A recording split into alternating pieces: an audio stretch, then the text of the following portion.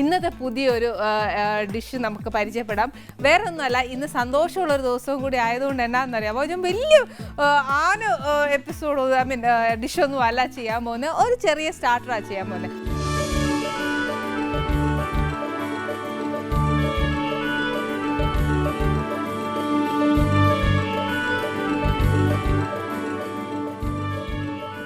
എന്നാക്കിയാണ് വേണ്ടിയെന്നുള്ളത് പറഞ്ഞുതരാം. ഇനി അമ്മമാർ അതിൻ്റെ ഇൻഗ്രീഡിയൻസ് ഒക്കെ എഴുതിയെടുത്തോ.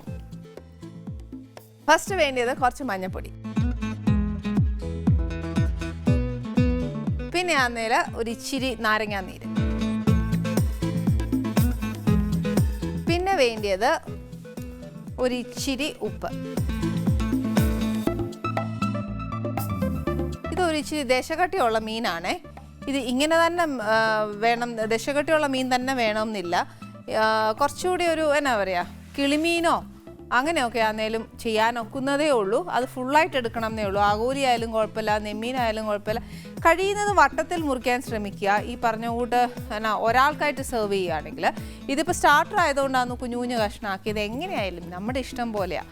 പിന്നെ വേണ്ടിയത് വെജിറ്റബിൾ ഓയിലാണ്. ഹെൽത്ത് കോൺഷ്യസ് ആണെങ്കിൽ ഒലീവ് ഓയിൽ എടുക്കാം. പിന്നെ ആണെങ്കിൽ കുറച്ച് ഇഞ്ചിയും വെളുത്തുള്ളിയുടെയും പേസ്റ്റ്. പിന്നെ വേണ്ടിയത് കുറച്ച് കടലമാവ്, പിന്നെ കുറച്ച് ഗോതമ്പ് പൊടി, ഇച്ചിരി എരിവിനായിട്ട് കാശ്മീരി മുളക് മതിയേ, എന്നാൽ നിറവും കിട്ടും. പിന്നെ ഒരു മുട്ട, ഇച്ചിരി തൈര്, ഇത് കുറച്ച് അയമോദകമാണ്, പിന്നെ നിറച്ച് മല്ലിയില. ഇത് ജസ്റ്റ് ഒന്ന് ഗാർണിഷ് ചെയ്യാൻ മാത്രം. പിന്നെ ഇച്ചിരി ആ ബാറ്ററിൽ ഇടണമെന്നുണ്ടെങ്കിൽ ഇടാം, അതിന് കുഴപ്പമൊന്നുമില്ല. ഫസ്റ്റ് നമുക്ക് എന്നാ വേണ്ടിയെന്നുള്ളത് ഒന്നുകൂടെ മനസ്സിലാക്കിക്കോ. മഞ്ഞൾപ്പൊടി വേണം, നാരങ്ങാനീര് വേണം. നാരങ്ങാനീര് അല്ലെന്നുണ്ടെങ്കിൽ വിനീഗർ എടുത്തേച്ചാലും മതി. പിന്നെ അതിന് പെരട്ടാനുള്ള ഉപ്പ്. മീൻ ഏതായാലും കുഴപ്പമില്ല, ഈ പറഞ്ഞ പോലെ കുഞ്ഞു മീനൊന്നും പാടില്ല, അല്ലാത്ത ഏത് മീനായാലും വലിയ കുഴപ്പമില്ല. പിന്നെ ഹെൽത്ത് കോൺഷ്യസ് ആണെങ്കിൽ ഒലീവ് ഓയിൽ എടുക്കാം, അല്ലെങ്കിൽ വെജിറ്റബിൾ ഓയിൽ. ഇഞ്ചിയും വെളുത്തുള്ളിയുടെയും പേസ്റ്റ് വേണം, കടലമാവ്, ഗോതമ്പ് പൊടി, കാശ്മീരി മുളക് പൊടി, മുട്ട വേണം, പിന്നെ തൈര്, അയമോദകം, കുറച്ച് മല്ലിയില. ഇത്രയും സാധനങ്ങളെ നമുക്ക് വേണ്ടിയുള്ളൂ. ഇതിന് ഏറ്റവും എളുപ്പമായിട്ട് വെക്കാവുന്നതേ ഉള്ളൂ. ഫസ്റ്റ് എന്നാ ചെയ്യേണ്ടതെന്ന് വെച്ചാൽ, നമ്മുടെ മീനുണ്ടല്ലോ കുറച്ച് പുരട്ടി വെക്കാനുണ്ട്. എന്നൊക്കെ ചേർത്താന്നറിയാവോ? ആ മഞ്ഞപ്പൊടിയും നാരങ്ങാനീരും ഉപ്പും കുറച്ച് ഇഞ്ചിയും വെളുത്തുള്ളിയും ഒരു ഇച്ചിരി നല്ല മുളകും കൂടി ഇട്ടാൽ നല്ലതാട്ടോ. പക്ഷേ ആ റെസിപ്പിയിൽ അങ്ങനെ ഇല്ല. പക്ഷേ എന്നാലും എൻ്റെ ഒരു ഇഷ്ടം ഞാൻ പറയുക, കുറച്ച് നല്ല മുളകും കൂടി ഇടുകയാണെങ്കിൽ, നല്ല മുളക് എന്ന് പറയുന്ന കുരുമുളക് പൊടിയും കൂടി ഇടുകയാണെങ്കിൽ നല്ല ടേസ്റ്റാണ്.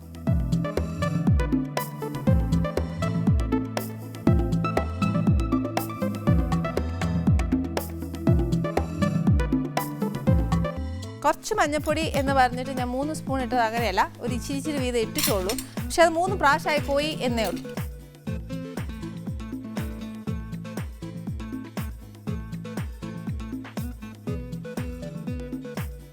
പിന്നെ ഒരു ഇച്ചിരി ഉപ്പ്.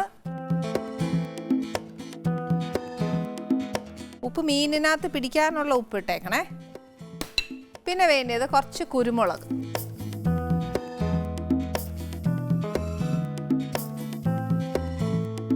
ഒത്തിരി ഇടണ്ട, കുറച്ചിട്ടേച്ചാൽ മതി. ഇട്ടേച്ച ഫസ്റ്റ് നമുക്കിതൊന്ന് മിക്സ് ചെയ്യാവേ.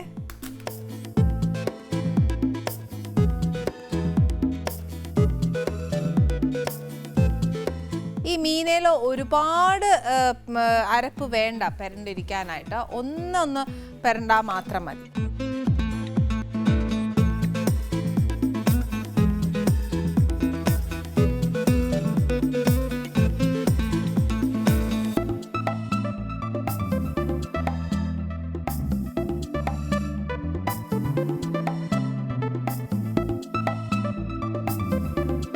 മീൻ പെരട്ടാൻ നേരം ഈ മീനെ പിടിക്കാനുള്ള ഉപ്പങ്ങ് പെരട്ടിയേക്കണം. ബാക്കി എന്നാ ചെയ്യുന്നതെന്നറിയാവോ? ബാറ്ററായിരുന്നു കലക്കാൻ പോകുന്നത്. അന്നേരം പിന്നെ ആ ബാറ്ററിനുള്ള ഉപ്പേ വരുള്ളൂ. അതുകൊണ്ട് മീനിനകത്ത് പിടിക്കേണ്ട അത്രയും ഉപ്പ് നമ്മൾ ഈ പെരട്ടുന്നതിനകത്ത് ചേർത്തോണം.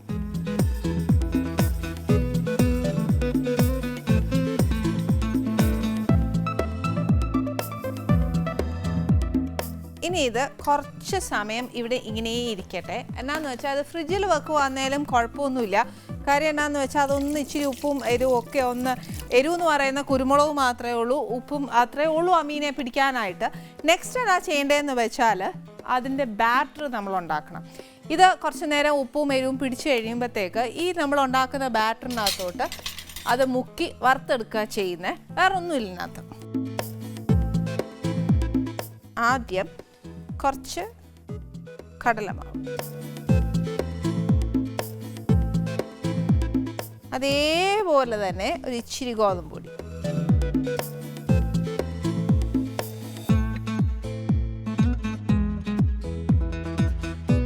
കുറച്ച് ഇഞ്ചിയും വെളുത്തുള്ളിയും,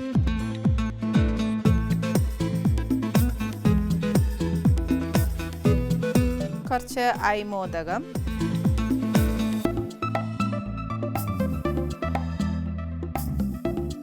കുറച്ച് മുളക് പൊടി. മുളക് പൊടി ഒരു ഇച്ചിരി എരിവ് വേണമെങ്കിൽ ഇരുന്നോട്ടെ, കുഴപ്പമൊന്നുമില്ല. പിന്നെ വേണ്ടിയത് ഒരു മുട്ട മതിയാവും.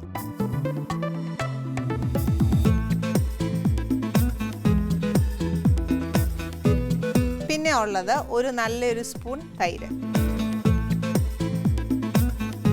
ഒത്തിരി പുളിയുള്ളതാണെങ്കിൽ ഒരൊറ്റ ടേബിൾ സ്പൂൺ ഒഴിച്ചേച്ചാൽ മതി. അതല്ല ഒരുപാട് പുളി ഇല്ലാത്ത തൈരാണെങ്കിൽ 2 ടേബിൾ സ്പൂൺ. പിന്നെ ഈ മാവിന് ചേരുന്ന അത്രയും ഉപ്പ് മാത്രം ചേർത്താൽ മതിയേ. എന്തായാലും ഈ തൈരിൻ്റെയും മുട്ടയുടെയും നനവ് മാത്രം പോരാ ഇതൊന്ന് നല്ലൊരു ബാറ്റർ ആവാൻ. അതുകൊണ്ട് ഇച്ചിരി വെള്ളവും കൂടി ഒന്ന് ഒഴിച്ചു കൊടുക്കണം.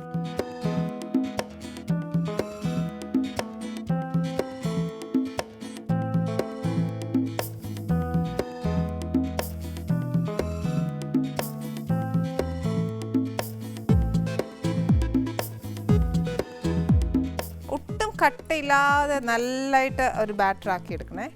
പിന്നെ ഇഞ്ചിയും വെളുത്തുള്ളിയും ചതച്ച് വെച്ചേക്കുന്ന മാത്രമേ ഉള്ളൂ ഒരു ഇച്ചിരി ലംസ് ആയിട്ട് വരുന്നേ. അല്ലാതെ ഒന്നും ഇതിനകത്ത് അങ്ങനെ ലംസ് വരാനായിട്ടില്ല. ഈ ക്യാരം സീഡ്സ് ഒക്കെ ഒരുപാട് ഇതിനകത്ത് ചേർക്കേണ്ട. കാര്യം എന്താണെന്ന് വെച്ചാൽ ചിലപ്പോൾ ഒക്കെ നമുക്ക് അയമോദകത്തിൻ്റെ ടേസ്റ്റ് നമുക്ക് അത്ര അങ്ങോട്ട് ഇഷ്ടപ്പെടുകയില്ല. അതുകൊണ്ട് ഒത്തിരി വേണ്ട. പിന്നെ ഇഷ്ടമാന്നേലെ ചേർത്തു, അതിന് തരക്കേടൊന്നുമില്ല. നമ്മുടെ ഒരു ഫ്ലേവറും കൂടെ അതിനകത്ത് വരണം എന്നുണ്ടെങ്കിൽ ഒരുപാട് ചേർക്കണ്ട. എന്നാൽ അതിൻ്റെ ഒരു ടേസ്റ്റ് മാത്രം വന്നേച്ചാൽ മതി. ഇനി എന്നാന്ന് വെച്ചാൽ ഇതൊക്കെ നമ്മൾ പെട്ടെന്ന് ഉണ്ടാക്കുന്ന ഒരു ഡിഷാന്നു പോലും. പക്ഷേ എന്നാലും ഉണ്ടല്ലോ, മീനിനായാലും അതിന് ഉപ്പും എരിവും പുളിയും ഒക്കെ കറക്റ്റായിട്ട് പിടിച്ചില്ലേലുണ്ടല്ലോ, ശരിക്കും പറഞ്ഞാൽ ഒരു പച്ച മീനൊക്കെ നമ്മൾ വറക്കുന്ന കൂട്ടിരിക്കുവേ, അതാകുമ്പോൾ കൊള്ളുകയില്ല. അപ്പോൾ ഒരു കാര്യം ചെയ്യാം, ഒരുപാട് വലിയ നേരം ഒന്നും വേണ്ട, നമുക്ക് ഒരു 5 മിനിറ്റോളം മതിയെന്നേ ആ മീനിനകത്ത് ഒരു ഇച്ചിരി ഉപ്പും പുളിയും എരിവും ഒന്ന് പിടിക്കാൻ. ഞാനേ ഈ മീൻ ഒരു ഇച്ചിരി നേരം പുരട്ടി വെച്ചായിരുന്നു. അത് ഇച്ചിരി ഉപ്പും പുളിയോ എരിവും എല്ലാം പിടിച്ചിട്ടുണ്ട്. പിന്നെ എന്നാന്ന് വെച്ചാൽ ഇതിനകത്ത് ഞാൻ ഒരു കാര്യവും കൂടെ പറയാം. ചിലർക്കാണെങ്കിൽ വെറുതെ നാരങ്ങാനീരും മഞ്ഞപ്പൊടി ഉപ്പും കുരുമുളകും കൂടെ പുരട്ടുമ്പോൾ ചില ആൾക്കാർക്കൊന്നും ഇഷ്ടപ്പെടുകയില്ല, ചിലർക്ക് ഇഷ്ടപ്പെടും. പക്ഷേ അതിൻ്റെ കൂടെ ഇഷ്ടപ്പെടാൻ കുറച്ചുകൂടെ ടേസ്റ്റ് വരാൻ വേണ്ടിയിട്ട് ഞാൻ ഒരു കാര്യം പറഞ്ഞുതരാം. നമ്മൾ ഇഞ്ചിയും വെളുത്തുള്ളിയും കൂടെ മറ്റേ ബാറ്ററിലിട്ടായിരുന്നു. അപ്പോൾ അതിൻ്റെ കൂടെ ബാക്കി വന്നത് കുറച്ച് മീനിനകത്തും കൂടെ പുരട്ടുവാണെങ്കിൽ കുറച്ചുകൂടെ ഇഞ്ചിയും വെളുത്തുള്ളിയും ഒക്കെ അതിനകത്ത് ചേരുമ്പം മീനിന് കുറച്ചുകൂടെ ഒരു ടേസ്റ്റ് വരും. ഇതൊരു ശരിക്കും ഒരു സ്റ്റാർട്ടർ ആയതുകൊണ്ട് ഒരുപാട് സ്പൈസിനെസ് നമ്മൾ പ്രതീക്ഷിക്കരുത്. ഇത് ശരിക്കും പറഞ്ഞാൽ സ്വീറ്റ് ചില്ലി സോസിൻ്റെ കൂടെ നമുക്ക് ഇഷ്ടമുള്ള സോസിൻ്റെ കൂടെ കഴിക്കാം. ടാറ്റാ സോസിൻ്റെ കൂടെ കഴിക്കാം, ഏത് വൈറ്റ് സോസ് മയോണൈസിൻ്റെ കൂടെ കഴിക്കാം, ഏത് വേണമെങ്കിലും നമ്മുടെ ഇഷ്ടത്തിനനുസരിച്ച് ഏത് സോസാണോ നമുക്ക് ഏറ്റവും കൂടുതൽ ഇഷ്ടം ആ സോസിൻ്റെ കൂടെ സെർവ് ചെയ്യാവുന്നതേ ഉള്ളൂ. ഇന്ന് ഞാൻ എന്തായാലും ഇവിടെ സ്വീറ്റ് ചില്ലി സോസിൻ്റെ കൂടെ ആയിരിക്കും ഇത് സെർവ് ചെയ്യുന്നത്. ഇപ്പോൾ എണ്ണ ഞാൻ ആ ബ്രേക്കിൻ്റെ സമയത്ത് തന്നെ എണ്ണയും കൂടെ ഒഴിച്ചായിരുന്നു. ഇനിയിപ്പോൾ അതിനായിട്ട് നേരം നമ്മൾ കളയണ്ടല്ലോ. എപ്പോഴും ജോലി ചെയ്യുമ്പോഴത്തേക്ക് എണ്ണ ചൂടാവാനൊക്കെ ഉണ്ടെന്നുണ്ടെങ്കിൽ നമ്മളത് ചൂടാക്കാൻ വെച്ചതിന് ശേഷമാണെന്നു നമ്മൾ ബാക്കി ബാറ്റർ കലക്കേണ്ടതും ഒക്കെ. അല്ല പിന്നെ അതിനായിട്ട് നേരം പോകും. പെട്ടെന്നൊരു ഗസ്റ്റ് വീട്ടിൽ വരുവാന്നേ പോലും നമുക്ക് പെട്ടെന്ന് ഉണ്ടാക്കാവുന്ന ഒരു കാര്യമായത്. ഇനിയിപ്പോൾ ഇന്ന മീനൊന്നും വേണമെന്നൊന്നും ഇല്ല, എല്ലാ മീനും പറ്റും. പക്ഷേ ഈ പറഞ്ഞ പോലെ കുഞ്ഞു മീനൊന്നും നോക്കിയല്ലാന്നേ ഉള്ളേ.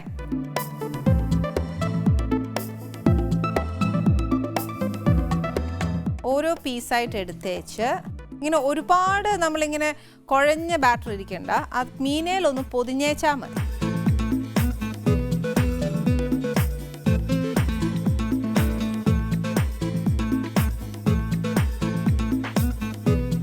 നമ്മൾ ശരിക്കും പഞ്ചാബി മീൻ വറുത്തതും മീൻ കറിയും ചിക്കൻ കറിയും ഒക്കെ നമ്മൾ അവരുടെ നിന്നൊക്കെ എടുത്ത് ഉണ്ടാക്കി പഠിച്ച് അവരുടെ ടേസ്റ്റൊക്കെ നമ്മൾ മനസ്സിലാക്കുന്നുണ്ട്. ശരിക്കും നമ്മുടെയൊക്കെ കറിയുടെ ടേസ്റ്റ് ശരിക്കും അവർക്കൊന്നും അറിയാൻ മേല. നമുക്ക് ശരിക്കും പറഞ്ഞാൽ ഒരു പ്രാവശ്യമൊക്കെ അവിടെ പോയി അവർക്ക് ഈ ടേസ്റ്റൊക്കെ വെച്ച് കൊടുക്കണം. അതായത് നമ്മുടെ കേരള ഫ്ലേവേഴ്സ്.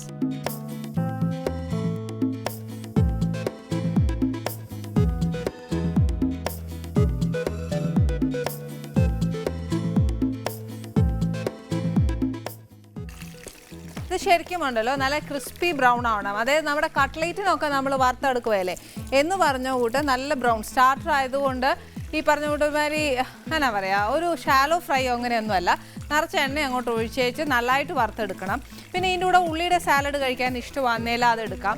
അതല്ല സോസ് മാത്രം മതി എന്നുണ്ടെങ്കിൽ അത് മതി. പക്ഷെ പെട്ടെന്നൊരു ഗസ്റ്റൊക്കെ വരുവാണെങ്കിൽ ഉള്ളി എരിഞ്ഞുകൊണ്ടിരിക്കാനൊന്നും നേരെയില്ല.